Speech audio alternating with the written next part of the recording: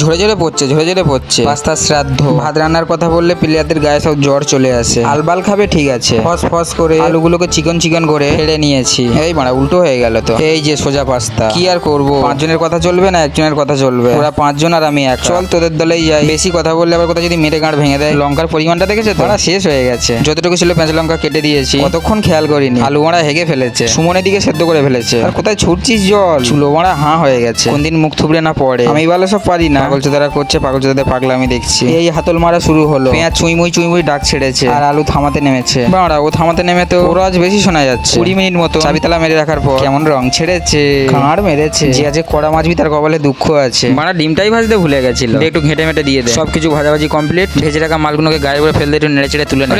কি সুন্দর কালার হয়েছে রে। দেখি একটু মুখের মধ্যে চালান করে দেখি। না, বালের মতো ভালো হয়েছে। আর তোমরা কি করছো কি? তোমাদের পা আমাদের মাথার উপরে না দিলে হয়তো আমরা এগোতে পারবো না। হাফ মাঝে থেবড়ে পড়ে যাবো। লাইক করে চ্যানেলটাকে সাবস্ক্রাইব করে পাশে থেকো। দেখা হচ্ছে পরের ভিডিওতে।